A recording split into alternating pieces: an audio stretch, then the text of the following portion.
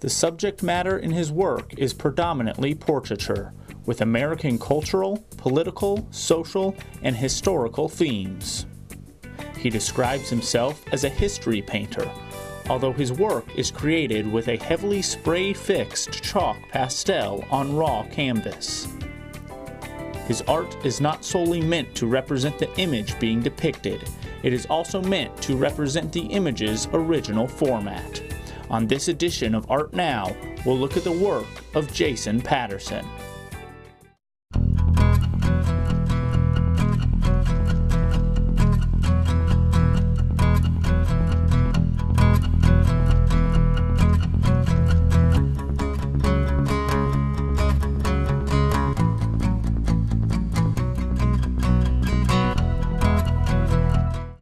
Jason Patterson is a local artist who grew up in Champaign. He loved history during his elementary and high school days in Urbana and Champaign. At the same time, he became interested in painting, and now he has merged these two interests and considers himself a history painter. Welcome to Art Now, Jason. Thank you. Tell us more about the relationship between you and history and art. Well, like you said, all my life, that was what really got to me, is history and learning about history in school. Like, I remember I wouldn't even do my homework because I was too busy continuing reading in the books and stuff, and I'd still get A's on the tests because I could remember everything because I actually cared about it and it was really interesting to me. And art was always, as soon as I could hold a crayon or a pencil or anything, I loved doing art. So I'd say when I a little towards the end of high school, and certainly after that, I really kind of brought the two things together, and it just felt like it was very, very natural convergence of the two things that I love, and I've been going since then, and it's been really wonderful. And there's just so much in history that, I mean, you can just take any time of history and make so much art about it. At least for me, that's how I feel, and that's what I like to do. Where did you get your training for art, and by what method do you create your art? Well, I studied at Parkland for a few years, and before that in high school, I did actually in high school is where I mostly learned sort of computer editing. Like, a lot of the work that I do, I edited on Photoshop before I use that source image to make the work, and I really got those skills mostly in high school. But the style of work that I do is, they're technically drawings, but they look like paintings because of the technique I use. I use chalk pastel, a lot of spray fixative, and then clear acrylic over them. So, and it's also on raw canvas like you would do a painting. But I guess I would say that style sort of came from doing a lot of charcoal drawings, like charcoal and like white chalk drawings, and then using a lot of value with that, like heavy amounts of the pastel and charcoal and things. I tried that on canvas once, and then I was like, oh, this works. Yeah. And that was about, I'd say, 6 or 7 years ago, and I've been developing this sort of style ever since then. It's a very unique style. Yeah, it's something I'm pretty proud of. It's really a comfortable way of doing things. They look like paintings, but they're drawings, and yeah, I really like doing it that way. Yeah, that's great. What is the message that you like to convey in your art?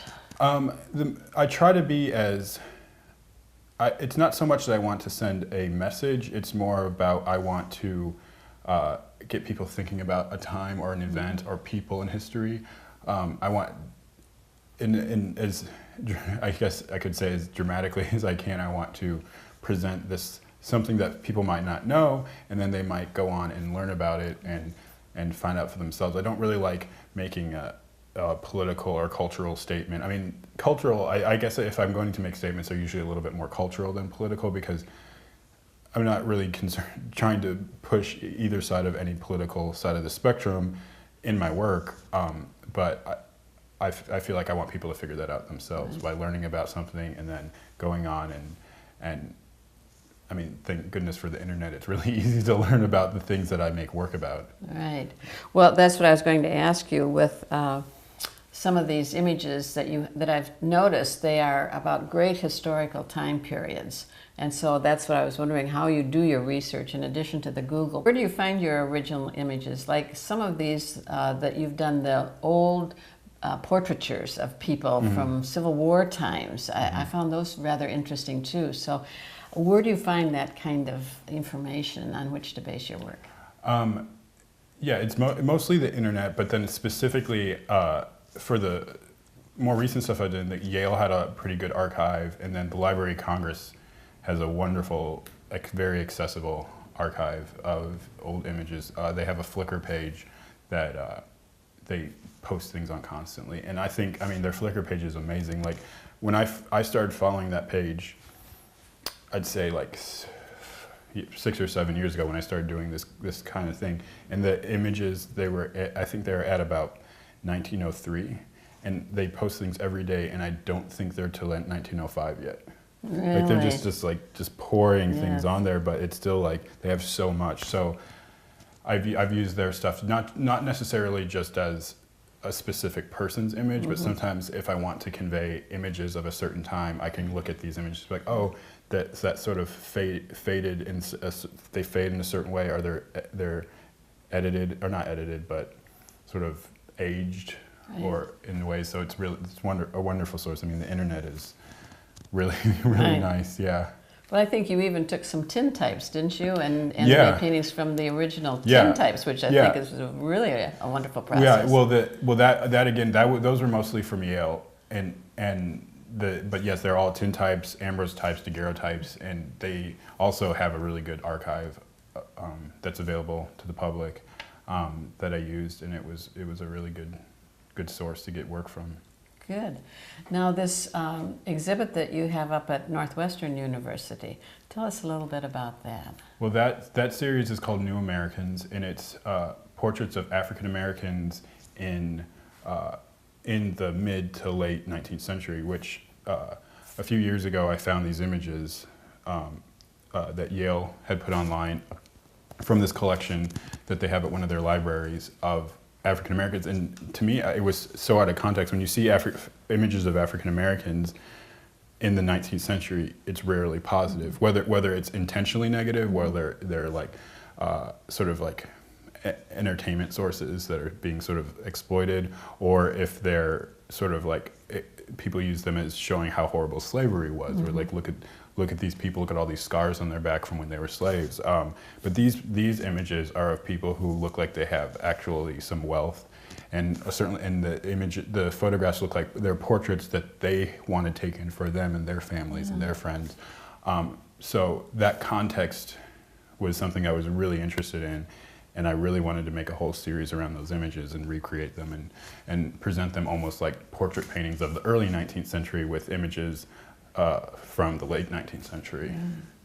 Yeah. I think that as I looked at that exhibit online, it did give a different point of history. And I think that's what you're trying to say, of that time, another point of view on that. Yeah, another thing, what I did with that is I wanted to sort of make a somewhat false history with that. Like I wanted to present this work as if after the Civil War, everything's great. What I was really focused on was the Reconstruction years, like the mid-1860s to the late 1870s, where African Americans, I mean, there are African American congressmen, there are 2 African American senators. You didn't have to worry about like actual legal institutions set up to keep you as a second-class citizen. That hadn't happened yet. And so the way I sort of approached that series of work was, let's just pretend that this was going, like what that happened in that roughly 15 years was going to be the norm, and that everything was going to be equal. And that's the mindset I had, and I wanted to present that as like, so people can think, well, why didn't this happen? Like, why did this stop? Right. And that's where when I was talking about how I want people to see the work and then do a little bit of investigation themselves. That's sort of the door I was opening with that, presenting these works as these people that looked very wealthy, very of some means, and to see like, well, why did that stop? Right. Yeah. It's a very good exhibition. I hope that we bring that down here. Yeah, that I hope to bring it down here too. Right, it's very good. Well, when I first came over here to visit you, I walked into your studio here and I thought, my goodness, this kind of looks like a wood shop too. So I think you do some woodworking while you're here. Right. Yeah, and specifically with the New American series, I mean, I've always built my own frames to stretch my own canvas on, just because it's cost effective, it's a little cheaper, and sometimes you want an odd shape and you can't buy it out of a standard shape. But for this series, I did want to build these stylized, ornate frames for the artwork, and I wanted to do it myself, and that's especially because of cost. Because to build the things that I built, like, I couldn't afford one, and I've made almost 20, but that was something I really wanted to learn how to do, and something that was really, as an art practice, something that is new for me and something that I really want to get more into. So it was really fun and a wonderful learning experience to be able to make these physical objects. And with all my work, like, I want people to think of them a little bit more as objects, more than just images, because I want you to think about, this looks like a daguerreotype or a tintype, or it looks like a video still, and to let that be a reference to the time period that it was in. Yeah. So building those frames, that certainly was the funnest part of this series for me, because it was like, I mean, I've been drawing portraits since I was like 5. So building these ornate frames, and they're ornate frames that are my style. Like, I originally, my plan was to make gold leaf frames and wood frames and what would look in the 19th century, but at first it wasn't on purpose, but I kind of really started stylizing them and making them look more like architecture and more like interior design. And when I realized I was doing that, I really went with it. And so that made it even more special to me, that I was doing something that looked of the time but wasn't necessarily traditional. Right. And I thought that would just fit with that series perfectly. Yeah, that's a wonderful combination, isn't it? Rather unique, yes. Yeah. That's very interesting. Thanks for telling us about that. The exhibit that has been over at the Urbana City Building has just ended, unfortunately, but you had a variety of portraitures in there. And so would you like to tell us about some of those? Yeah. That was more of a survey of work I've done in the past. I think that's about 5 years of work. And again, it's like a sort of a broad little snippets of American history. Besides, there's a portrait there. There was a portrait there of Alan Turing, who is a British scientist. But besides that, it's all a broad sense of American history, and that's what's really special to me, and what really interests me is, you know, in the 200 plus years that we've had this country, or this country has been established, there's so much a wealth of history, and you can just grab anything, and I really like picking certain things to go on. Like, I think in that body of work, it goes from stuff about the Kennedy assassination to there's the portrait of Anne and Mitt Romney when they were young in the 60s. But that was a survey, and that was fun to put up. Yeah, it was fun to see all that work together. Right. I mean, there's a portrait of Thomas Edison when he was younger, and Robert Kennedy with John Lewis when John Lewis was still in college and is now a congressman. But yeah, that was a fun group of work to put together. Right, because a lot of those people that are in those portraitures, you have them as young people. Right. And we don't see those pictures of them very much. Right, because that's a part of, like, I like to recontextualize things so that you can reapproach them if you see Mitt Romney or Herman Cain or Clarence Thomas, to pick some of the conservative ones that are in the show. When you see them in that context, it forces you to stop thinking about them in that sort of television, like, modern, like, media context. Like, most people don't know, like, that Herman Cain or Clarence Thomas's history outside of being a presidential candidate, being a Supreme Court justice. But they have really interesting stories. I mean, especially Clarence Thomas. I mean, that should be in the top 10 American stories. Like, whether you like him or hate him, it's really, he's very, very interesting, and sort of a moving lifetime. but yeah, that's what I try to do when I put people in those in younger contexts. So it's almost like a restart, so you can look at them again. It's fascinating. It's a wonderful exhibit.